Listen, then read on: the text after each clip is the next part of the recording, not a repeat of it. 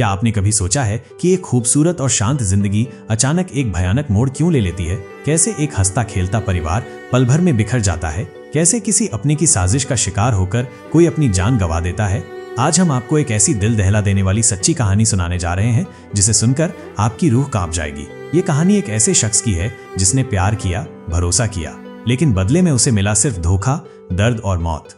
एक महिला जो पहले एक आदर्श पत्नी थी, धीरे धीरे वासना, लालच और गंदी फिल्मों की लत के कारण एक खूंखार हत्यारी बन गई। कैसे एक ब्यूटी पार्लर इस पूरी कहानी की शुरुआत बना, कैसे एक मासूम पति को उसकी ही पत्नी और उसके प्रेमी ने मिलकर धीमी मौत दी, कैसे उसका अपना ही सगा साला इस साजिश को भांप गया और उसकी जान बचाने की कोशिश की।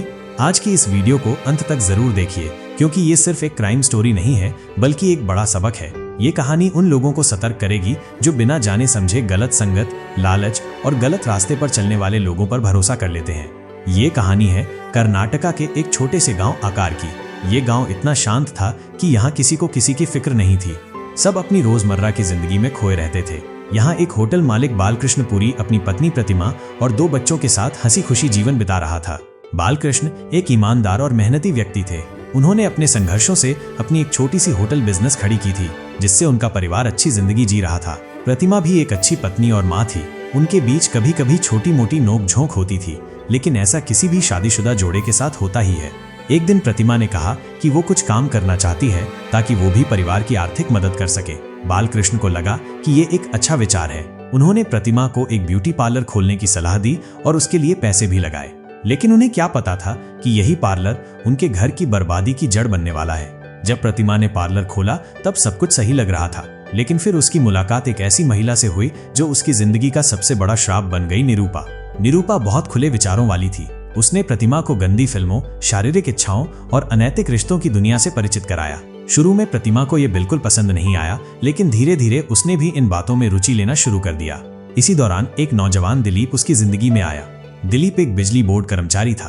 पहली मुलाकात में वो सिर्फ एक साधारण ग्राहक था, लेकिन निरूपा ने धीरे धीरे प्रतिमा और दिलीप के बीच एक खतरनाक रिश्ता बना दिया। अब प्रतिमा का मन पति और बच्चों से हटकर दिलीप की तरफ जाने लगा।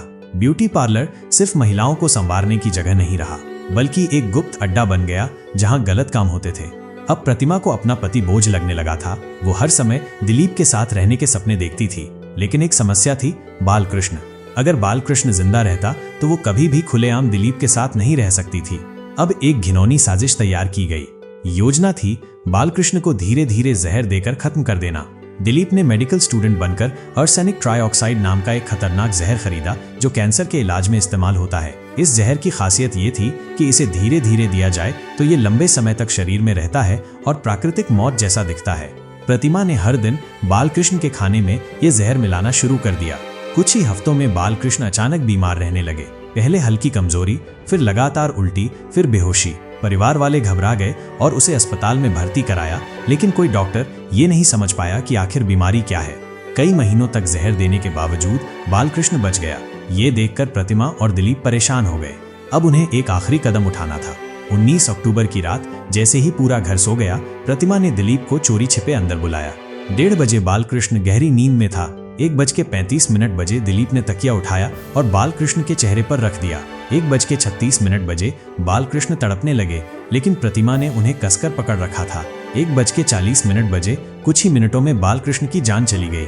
अब प्रतिमा ने जोर जोर से रोने का नाटक किया और सबको घर में बुला लिया। सबको यही लगा कि बालकृष्ण की मौत उसकी लंबी बीमारी की वजह से हुई है, लेकिन संदीप, बालकृष्ण का साला, ये सब देखकर संदेह में पड़ गया। जब संदीप ने चिता जलाने से पहले बालकृष्ण के चेहरे को देखा तो गर्दन पर लाल निशान देखकर वो चौंक गया। उसने तुरंत पुलिस को सूचना दी और पोस्टमार्टम कराया गया। रिपोर्ट में साफ हो गया कि बालकृष्ण की मौत दम घुटने से हुई थी। अब प्रतिमा और दिलीप गिरफ्तार हो चुके थे, लेकिन एक सवाल बाकी था, माइनस, क्या प्यार के नाम पर कोई इतना गिर सकता है? ये कहानी हमें सीख देती है कि लालच और बुरी संगत इंसान को बर्बाद कर सकती है। अगर आप किसी गलत रास्ते पर हैं तो अभी भी वक्त है संभलने का। इस वीडियो को ज्यादा से ज्यादा लोगों तक पहुंचाएं ताकि कोई और बालकृष्ण इस तरह अपनी जान न गंवाए।